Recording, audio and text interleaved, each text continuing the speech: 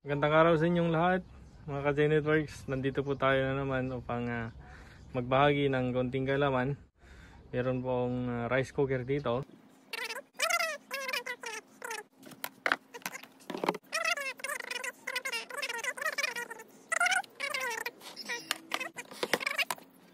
Problema, wala siyang power. Dapat umilaw to, warm o kaya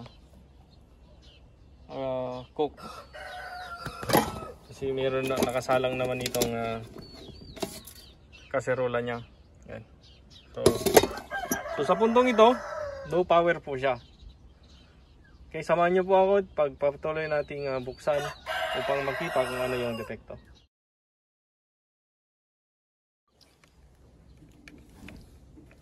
Okay, umpisan po natin mag-check muna dito sa cord.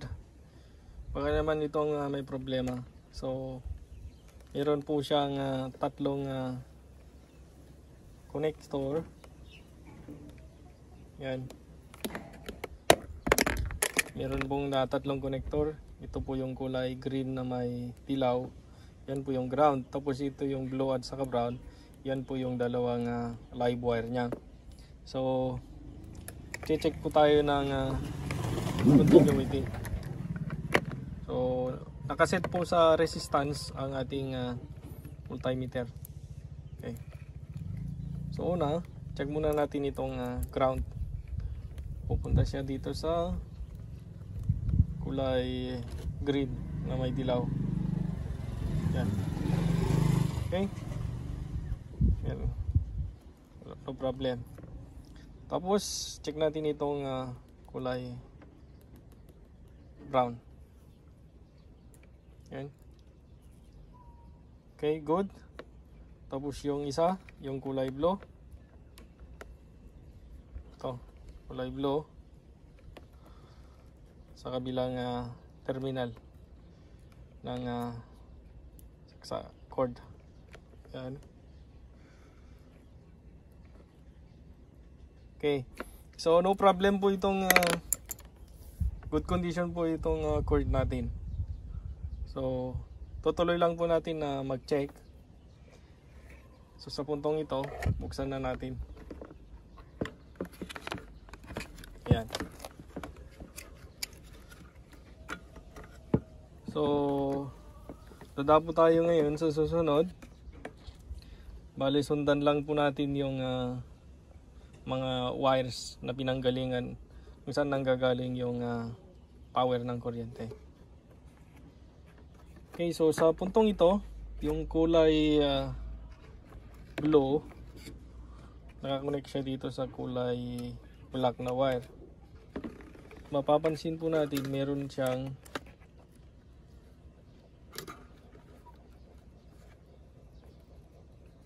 ito. Meron po siyang thermal fuse dito. So ito po yung ating unang check upin. Okay, so meron siya. I-disconnect na lang natin. Ito.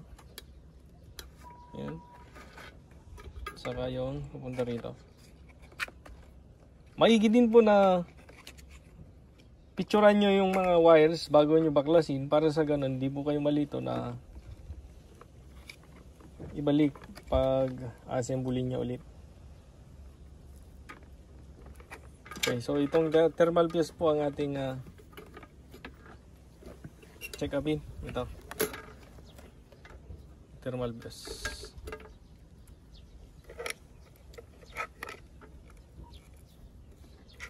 So continuity test lang din ulit. So, thermal fuse. Sira po siya, wala. Hindi siya gumagana. Yan, ito po. Focus ko po. Ito po yung thermal fuse nya. Wala, ayaw. So ngayon, maghahanap po tayo ng pampalit na thermal fuse para dito. Meron pa akong thermal fuse na naitabi. Pinaklas ko rin ito sa ibang rice cooker. So yun pong kaigihan pag nagtatabi po tayo ng mga parts nakaparehas ng mga spare parts ng mga sira-sirang electronic appliances. So in the future pwede nating magamit kagaya nito. Okay, so babaklasin po natin itong thermal fuse nito at papalit natin itong spare parts na nakuha ko sa ibang rice cooker.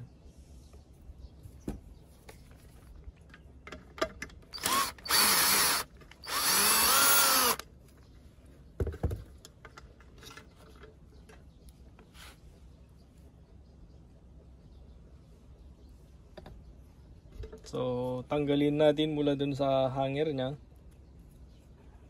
para yung hanger nya rin yung kakabit natin. So yung fuse lang ang babaklasin natin dito.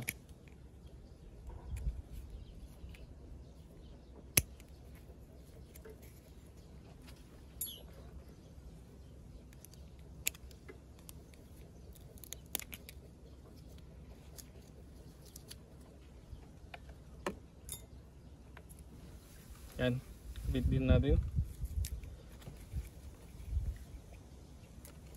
Pwede na.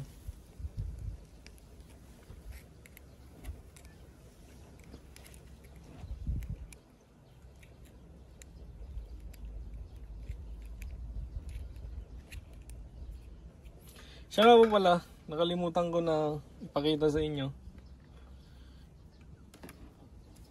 Testingin pala natin. Ito. Yan. Ito yung spare parts na nakuha ko. Yan.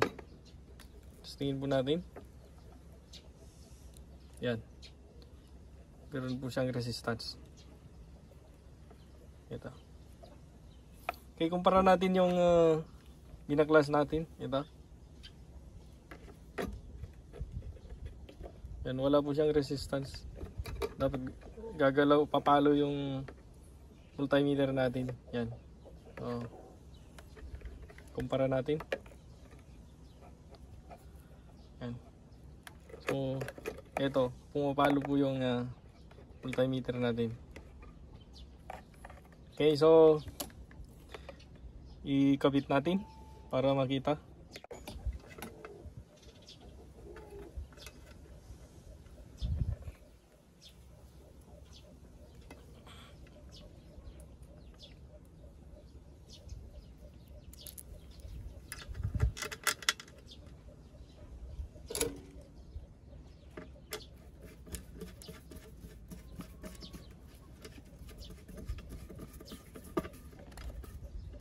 Okay.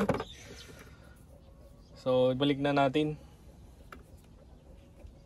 dun sa mga connection niya. Ito. So, kanina, balikan yan po siya.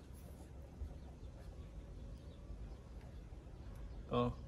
Nag-iba na lang yung kulay ng pinalit natin, pero walang problema. So, sa isang dulo, pupunta siya rito.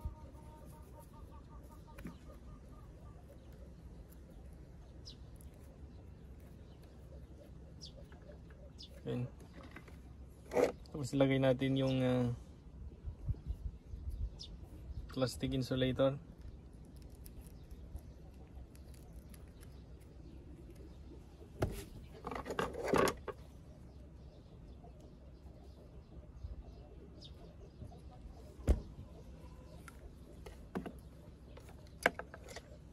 Ayan.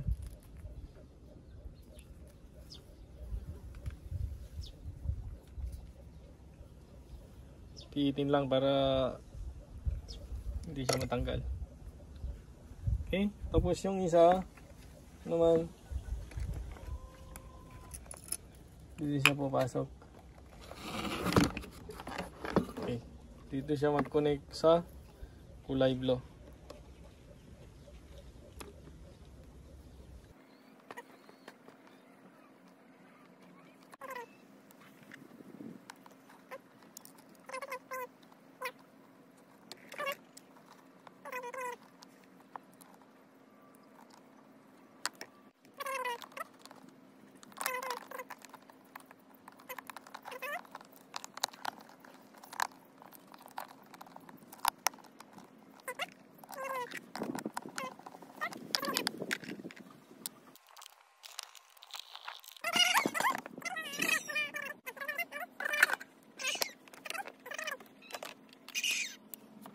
po natin yung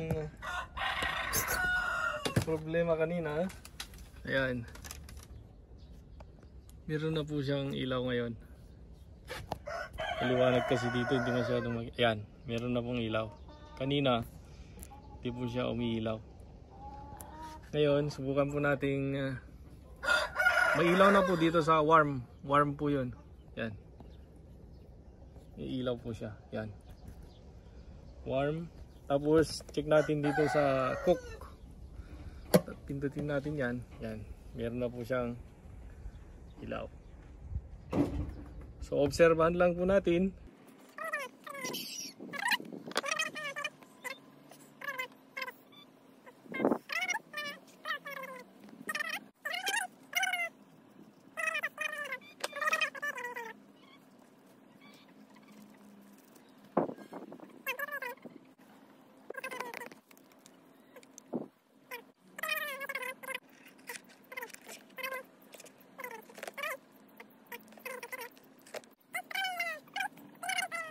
Resulta, yung inilagay natin na tubig, uminit ba o hindi?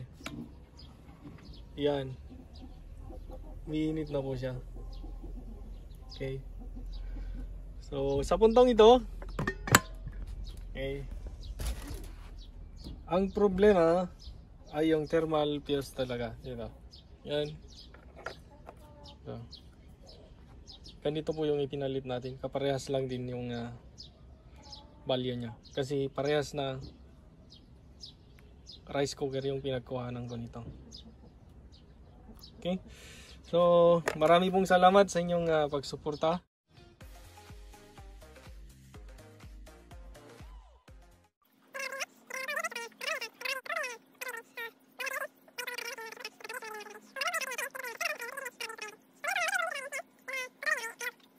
Ang problema, sabi ng may-ari, hindi daw umiinit.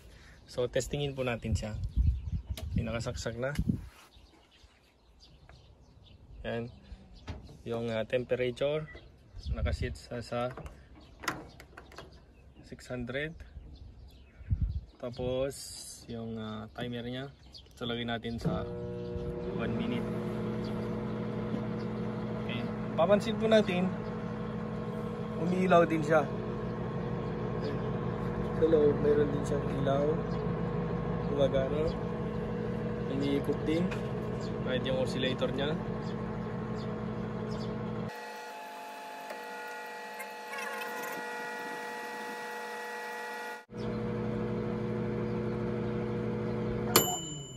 Okay, sa pagkaraan ng 1 minuto, check upin po natin. Wala, hindi man lang siya mainit. Kahit kunting init lang sana. Okay. So, ito po ang ating susolusyonan. So, kailangan nating baklasin upang makita yung mga components niya sa loob. Okay, so, i-unplug na natin.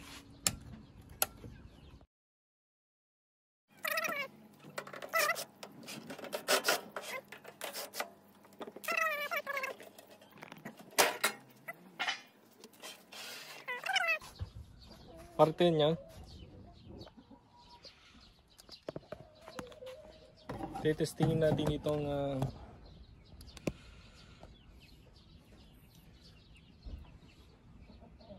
high voltage diode at saka itong capacitor, para sa ganun makita natin kung ano yung depekto, o kaya kahit kasama din itong magnetron. So, isa-isahin nating testingin para sa ganun ay masigurado natin kung ano yung depekto. Okay, paalala nga pala, bago po ninyo galawin itong capacitor nito, dapat fully discharge nyo po muna kasi maiwasan natin yung pagkakuryente, may electric shock po tayo. So, ang gagawin po natin, pwede po tayo gumamit ng long nose na insulated. Yan. Pagkabitin natin yung terminal niya para sa ganun ay totally discharged. Yan. Ganun.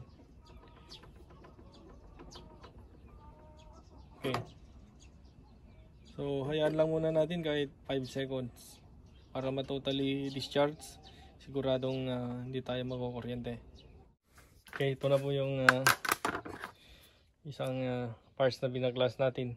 Ito po yung nakakonect doon sa capacitor papunta doon sa transformer. Okay, so check lang po natin siya ng continuity. Set natin sa resistance.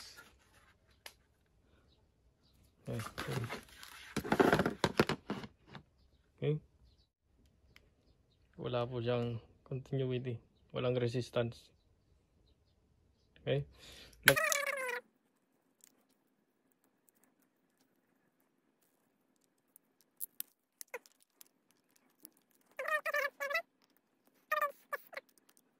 So, napansin ko,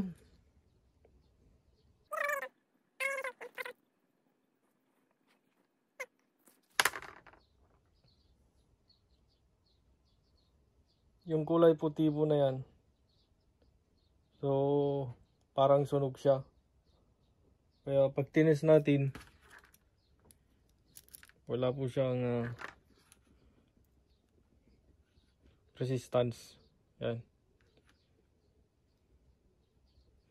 So, ito yung papalitan natin. Papalit tayo. So, kukuha ako dun sa mga spare parts na nakuha ko sa mga ibang microwave oven. So, okay. So, meron po akong spare. Ito po ang ating papalit. Okay. Buksan din natin ito para makita natin kung ano yung nasa loob. Yan.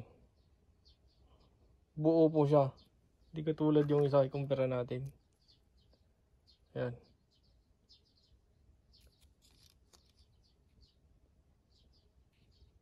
Sunog po yun. Yan. Ito po yung ating ipapalit. Pero bago natin ipalit, mas masiguradong testerin natin. Testingin natin. Okay, meron po siya. Continuity. May resistance. Okay, so na ito po yung ating ipapalit. Ito po yung ating pinaklas. Okay, sarado na natin at okay, yan guys, ito ipalik na natin itong parts na to. Yung ating pinalitan.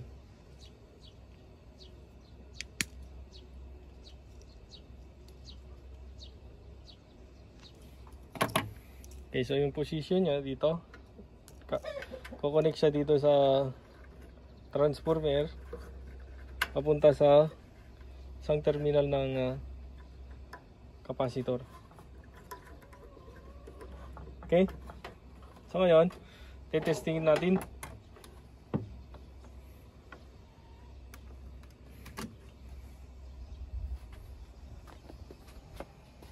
Kasaksak na siya. Ilagay tayo ng konting tubig para makita natin, matesting.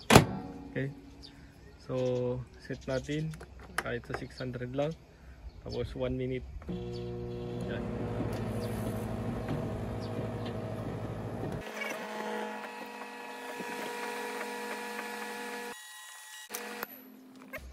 Check upin po natin yung niya sa loob. Yan. Wow, mainit. Mainit na po siya. Yan. Kikita po ninyo kahit sa plastic. Malambot na siya. Kasi yan. Yung usok makikita rin. Mainit na siya. Yan. Yan. Guys, nasolusyonan na po natin ang problema ng ating microwave oven. So, ito po yung defecto, itong high voltage sa fuse, kasi yung power na nanggagaling dito sa transformer papunta sa capacitor, hindi siya makadaloy kasi putol yung fuse nya. Pero nang napalitan na natin, okay na siya. Okay, so guys, maraming salamat sa inyong panonood.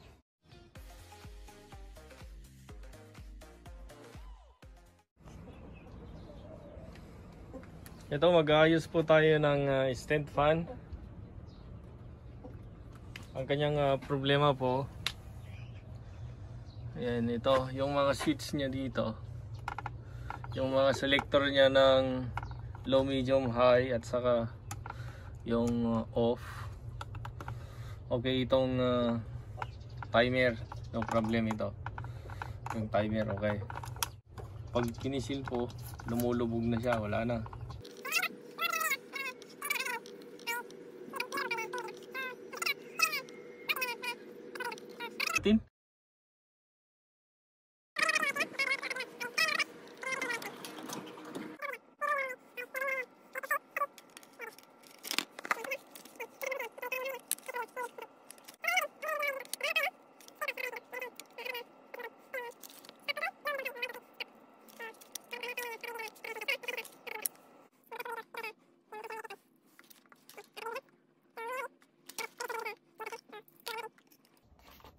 Dapat magkasya.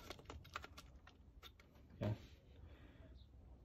Tapat na tapat po yung mga butas niya na 4. Kaso ang problema,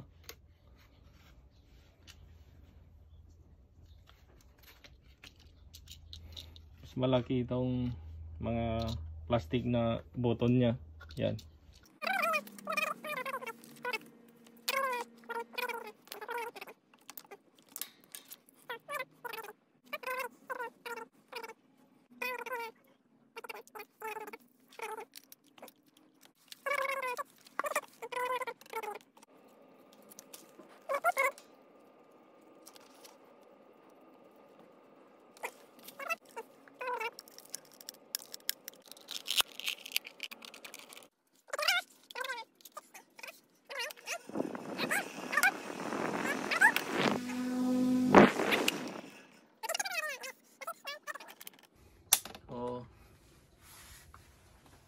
Yung pinalitan natin sa loob. Yan.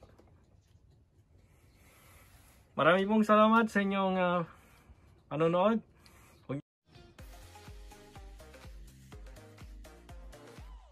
Po akong nagpapasalamat sa inyong pagsuporta at pagtangkilik sa mga video ng ina-upload.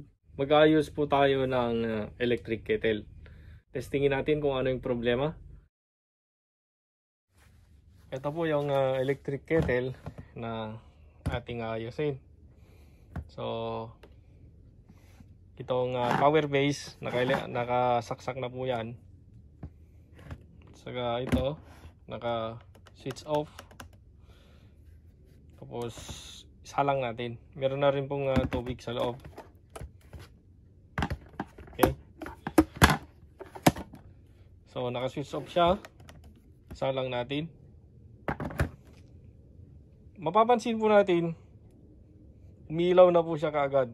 Alin ng kuryente ay gumagana na. Samantalang naka-switch off pa itong pause button niya dito. Okay. So, pansinin po ninyo, pag diniinan ko ito, ayan, nawawala po yung ilaw dito sa baba. Pero pag inangat ko ang aking kamay, yan, kakaroon po siya ng ilaw. Normal na function ng switch nitong electric kettle, dapat pag nakababa yan, wala dapat ilaw. Yan. Pero pansinin po ninyo, pag inangat ko itong kamay ko dito, nag-switch on na siya. Tapos, yung normal dapat nakataas yan. Para sa ganon, ilaw dito.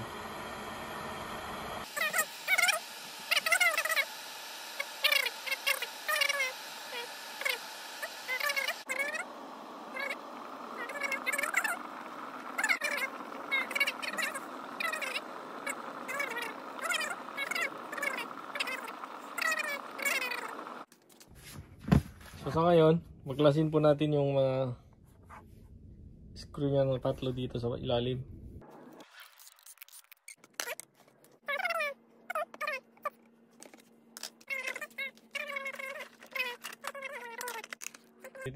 Yan. So, ang unang gawin natin, testingin natin yung wires na nanggagaling doon sa switch ito. Meron po siyang dalawang wires yan. Ito at saka yun. So, testingin po natin. Pero mas maigi pong baklasin natin itong connector niya. Para sa ganun ay mas accurate. Yan. So, ito pong dalawang wire ito. Saka ito. Yan po yung nanggagaling doon sa switch dito. Dito sa switch na ito. So, yung dalawang wire dito po nanggagaling. Okay, so, nakababa, ibig sabihin, off. So, dapat, ang magiging kalalabasan, pag chinek natin yung continuity, hindi dapat papalo yung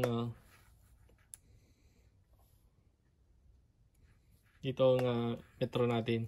Okay. Yan, dito sa kabila, isa. Tapos yung isang dulo niya. Ayan, pansinin po ninyo yung ito. Yung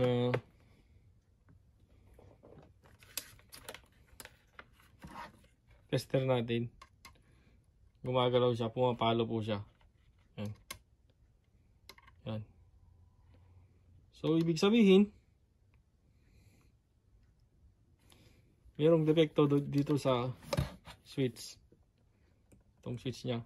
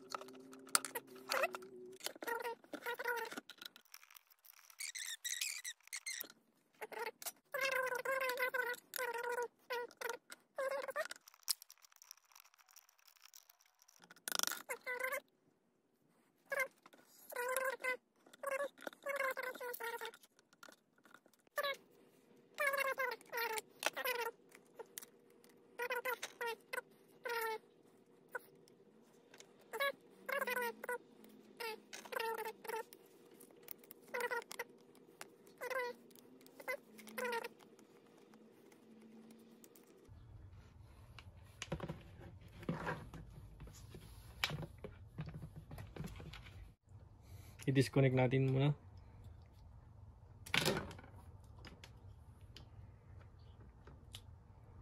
Yan. Ito. Dito po tayo interesado. Baklasin natin upang makita. Testingin din natin at para makita yung connector niya doon sa loob. Baklasin po natin itong switch niya. Kasi ito yung suspect sa nating may problema. So una, tanggalin natin ito. So ilihis lang natin dito. Pwede natin sungkitin. Yan, ilihis natin. Yan. Okay, so yan, ilihis natin dito kasi mayroon yung lock doon. Tapos sungkitin natin dito sa harap niya. Yan, pausod, palikod. Tanggalin na natin yun. Yan. Okay. Gumagalaw po kasi ito pag naiinitan. So, yun po yung mag-trigger para mag-switch off. Baklasin ko po itong switch. Meron po siyang lock na spring. Yun. Tatanggalin ko muna.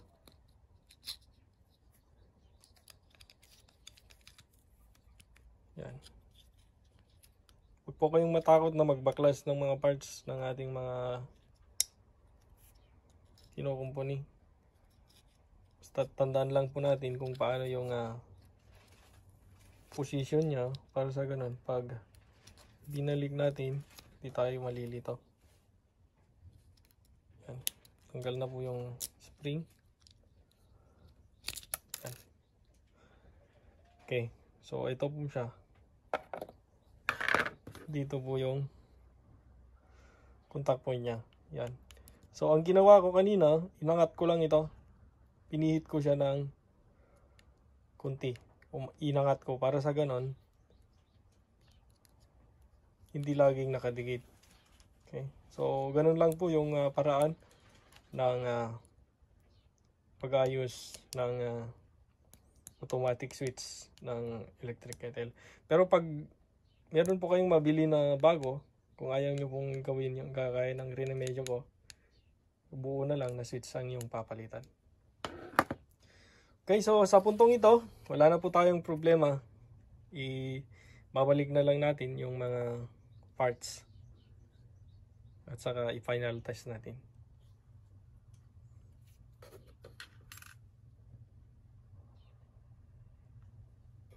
Okay, so ito, balik na natin. Spring, ang switch,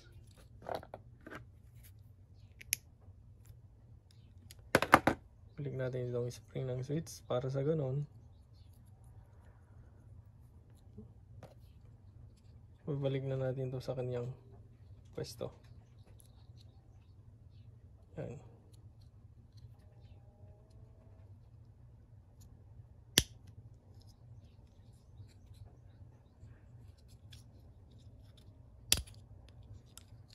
Yan.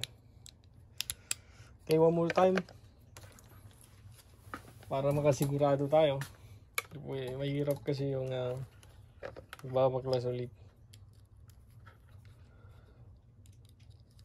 Yan. On. Meron. Off. Nag-deflect siya. Okay. Meron.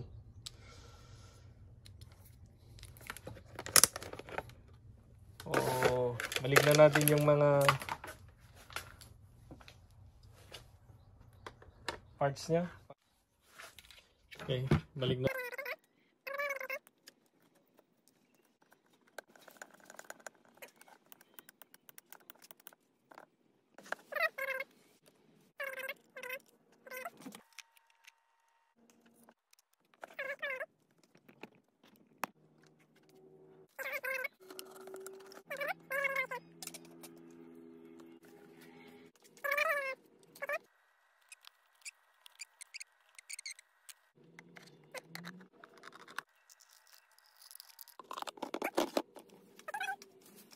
Kargahan muna natin ng tubig.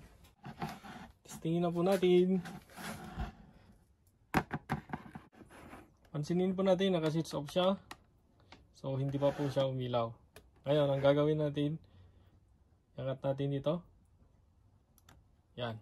Umilaw na po siya. Obserbahan lang natin kung iinit yung tubig o hindi.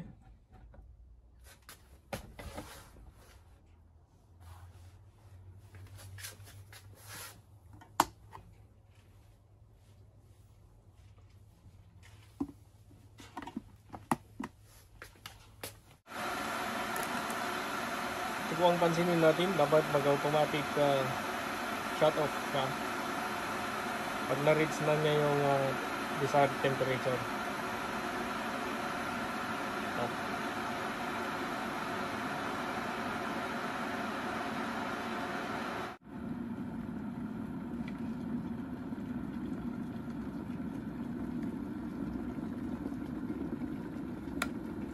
Okay, successful po.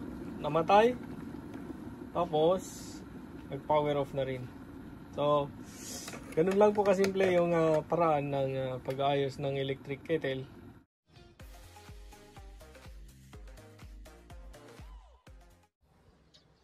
Magandang araw po sa inyong lahat. Ito muli ang J-Networks.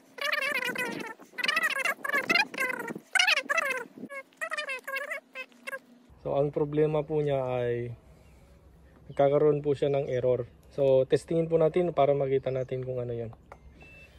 Okay, tapos start. Ayun po, meron po siyang PE. So yan po yung problema. So samahan nyo po ako at ayusin natin itong problema ng PE error ng washing machine na ito.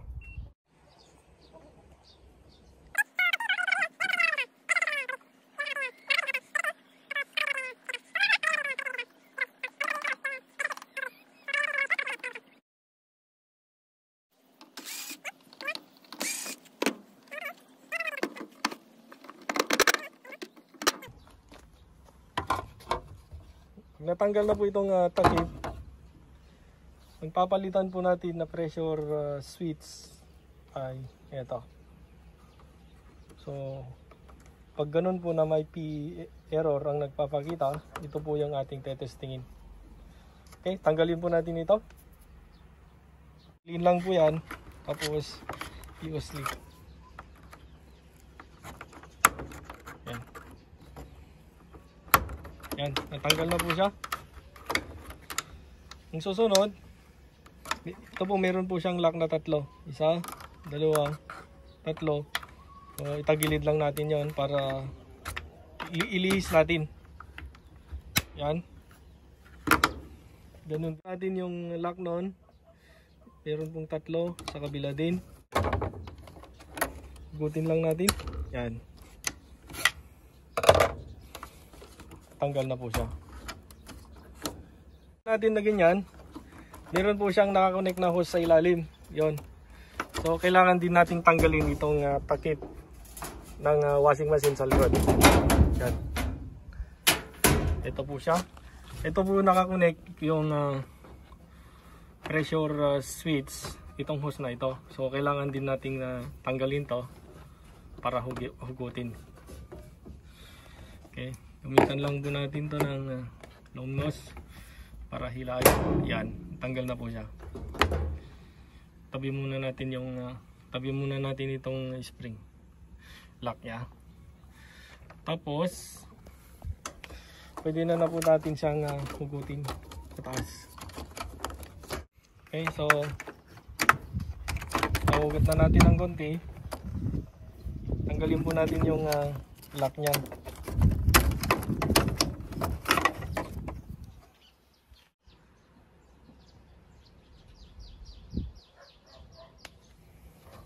Okay, ito po yung tinanggal natin. Meron pong spare. Ito po yung papalit natin.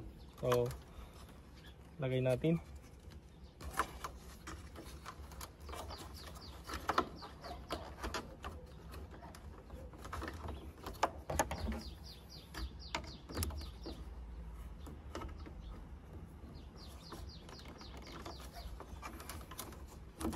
Karaan, pwede natin siyang ipesto.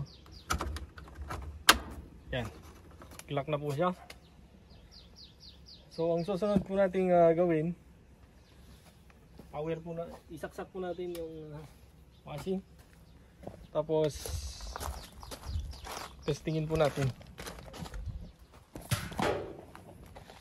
Yan, switch, tapos play.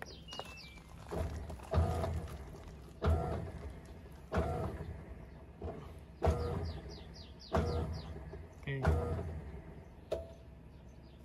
Meron na po siyang counter. Nagpapakita na po yung counter niya. Yung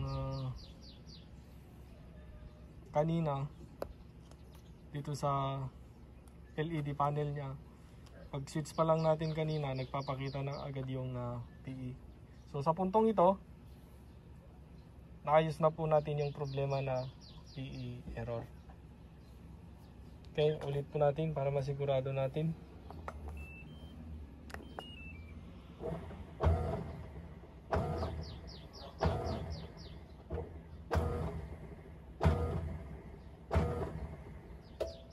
Okay, so no problem po. Okay na po siya.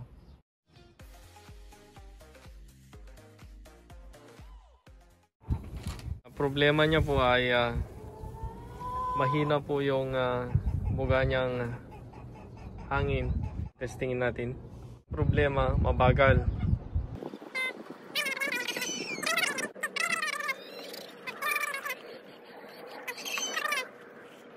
Ganyan. Ito po yung babaklasin natin. So, tanggalin din natin yung screw nya dito. Huwagan lang natin.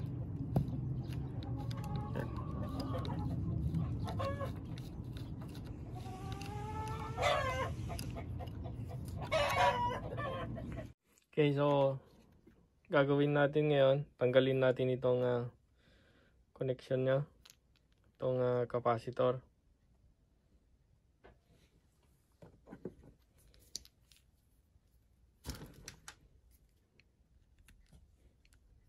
Tugan natin. Yan.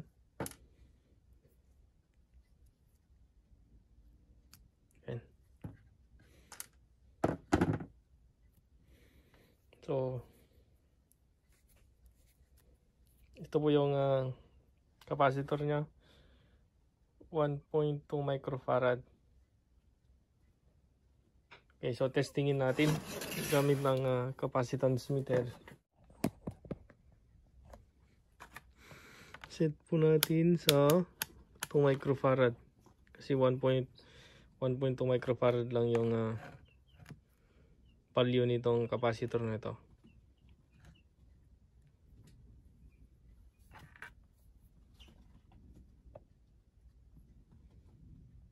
Meron po siyang 1.1.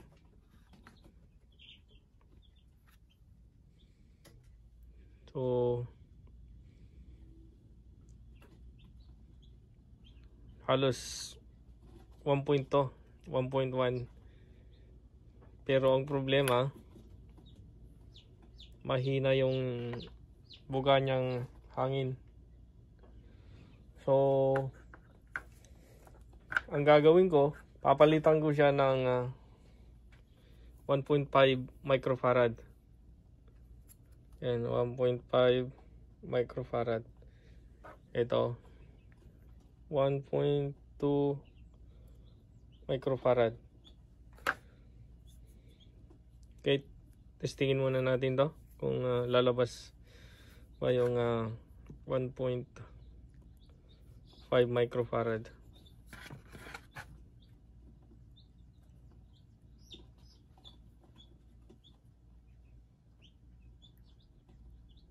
.3 lang siya. Ilagay kalakay dito 1.5, pero ang lumalabas 1.3. Saka po pala, pag yung capacitor na ito, wala pong problema pag nag-test tayo kahit baliktaran. Ganun din yung reading yan. Yan. Kahit magkabaliktaran yung pag connect natin, wala siyang negative positive itong capacitor na ito. Okay, so kakabot na po natin para matest kung ano yung pagbabago. Okay, wag po kayong mag-alala kahit magkabaliktaran po itong connection niya. Pag nilagay na niya itong capacitor, wala pong problema.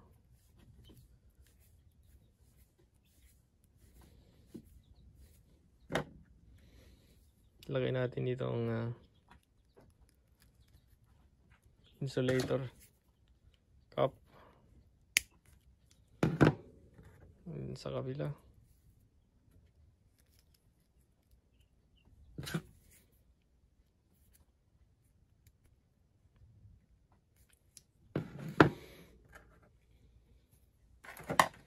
Tapos kabit natin. Bali ganyan po yung position niya.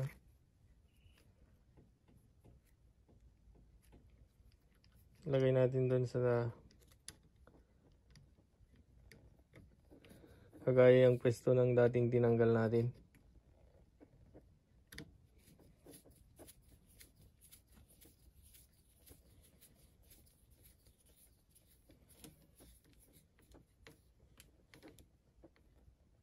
Okay, testingin po natin, kumpara natin sa dating ikot niya kanina. Saksak po natin para mapag-compare natin.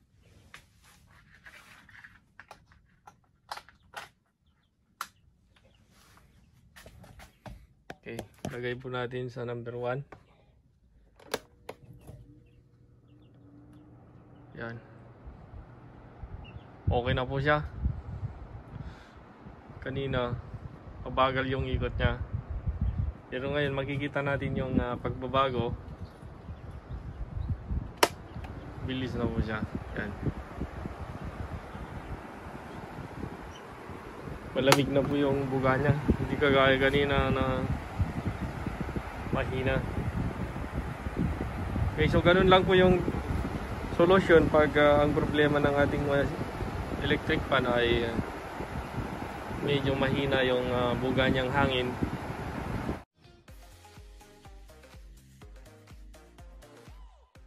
Ng Bose grinder. So, check upin po natin kung ano yung problema. Okay, and sobrang maingay. Kalin natin. So, yun po yung problema. Yun po yung naririnig. Ang depekto nito yun sa gear niya dito. So bubuksan po natin at papalitan natin kung ano yung sira.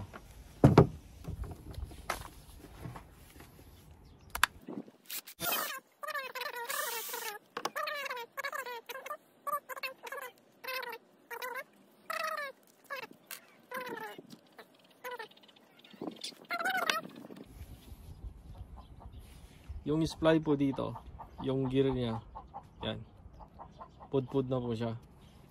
Yan. Kaya, pag umiikot, tumutunog na ganun. So, ang ating gagawin, maghahanap tayo ng pampalit dito.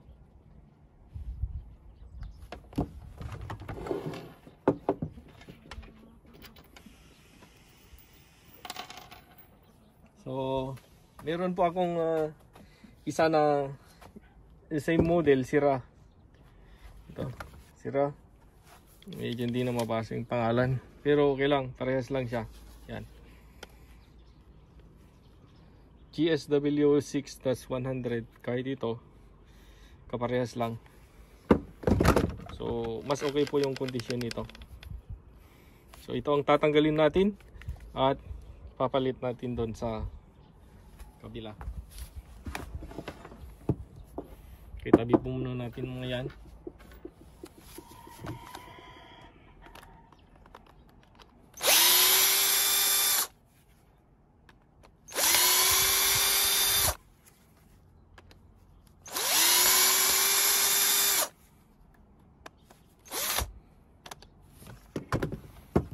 Medyo kalkalin natin yung butas ng screw nya kasi mayroon mga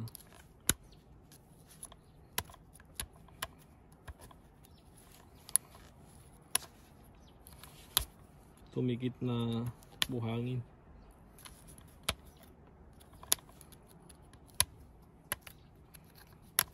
Okay, para papasok po yung Phillips screwdriver. Gana po siya. Okay, tanggalin na natin yung 4 na screw. Yan, hugutin din natin kagaya kanina.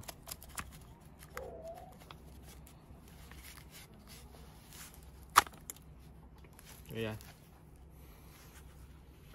So, i-compare po natin yung condition nito at saka yung tinanggal natin.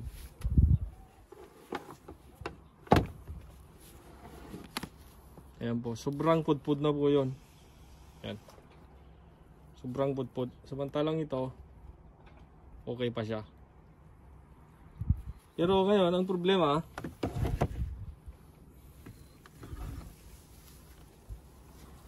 kailangan natin tanggalin ito at ipalit ito. So, paano ba tinatanggal to? Hindi po natin ito basta-basta mahugot kung hindi natin tatanggalin yung brass nya sa loob. Kaya kailangan baklasin natin itong takip niya sa likod. Yan. Katapos hugutin. Yan. Ang susunod natin gawin ay tanggalin itong brush niya. Kasi yung brush niya sumasayad po kasi dito. Kaya hindi mahugot. Pero pag tinanggal natin itong brush, yan, kahit sa kabila.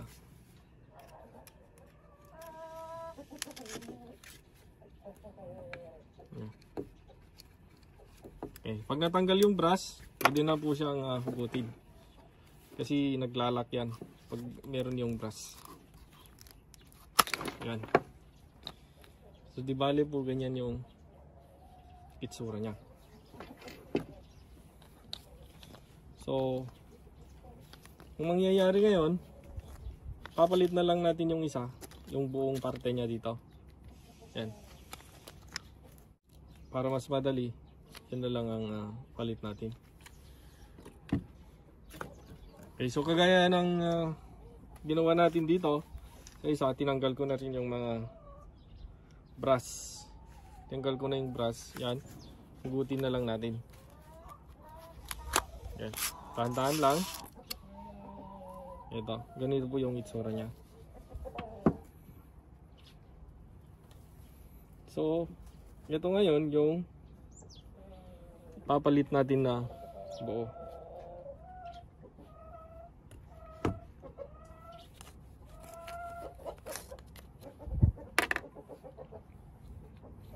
Yan po siya.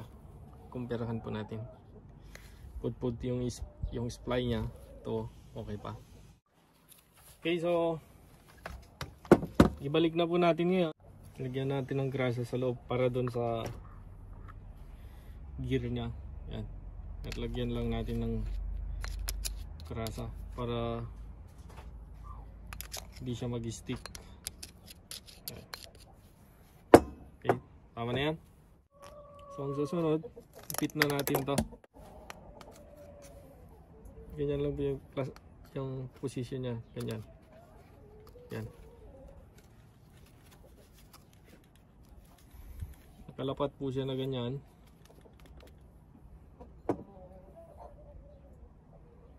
Tapos ito ang susunod.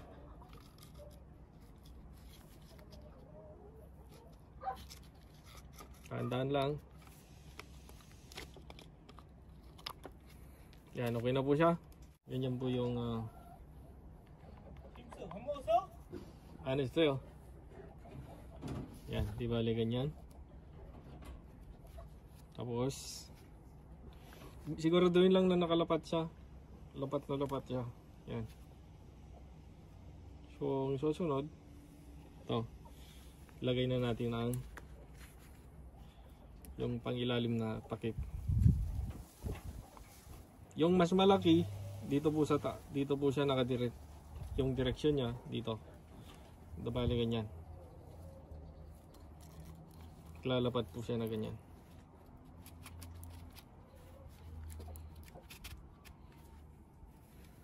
Yan, ganyan.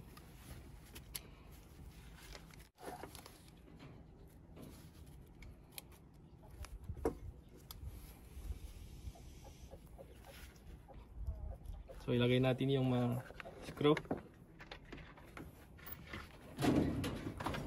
Ilapot yung screw yan. Yan.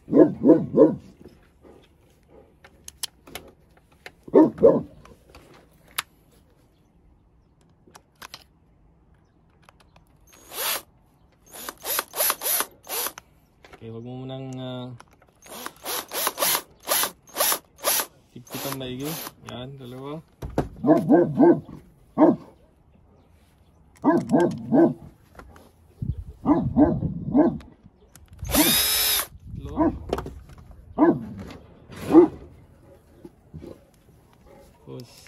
apat. Yan. Siguraduhin lang maglapat. Yan. Pwede na natin siyang ipitan. Dahan-dahan lang. Yan, sa kabila naman.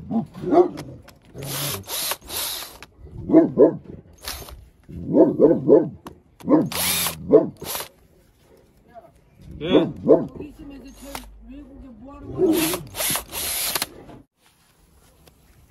Okay, so siguro din lang natin na maglapat siya. Okay, nakalapat na siya daan. Lahat. Yan. Yan. So, ibalik na natin yung brush. Ito po yung brush niya. Yan. Ilang natin na ganyan. Yan yung brush. Ulitin natin. Yan. Yan. Tapos itong lock spring niya, yan. Sa kabila.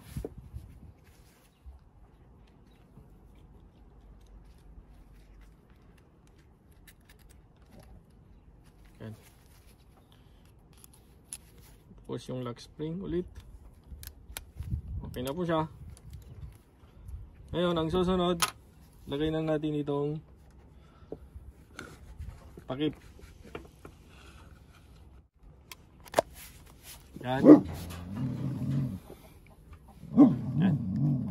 Lagyan natin yung screw sa likod.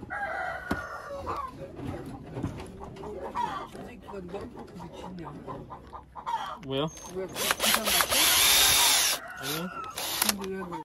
ayan, mag-testing na po tayo. Lagay po natin sa isaksak na po natin. Yan. Add na po siya. Yan.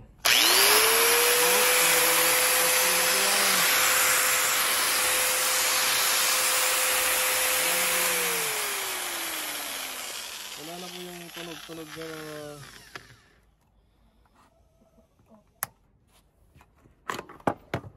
ready to use. So pwede na natin lagyan ng grinder, cutting blade.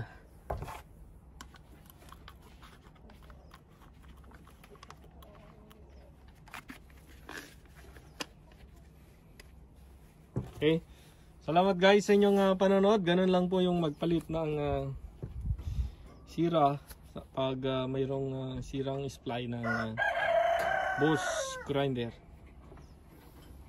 Kita-kita ulit po tayo sa susunod pang episode ng mga electronics repair. Ito po muli ang J-Networks. Salamat po.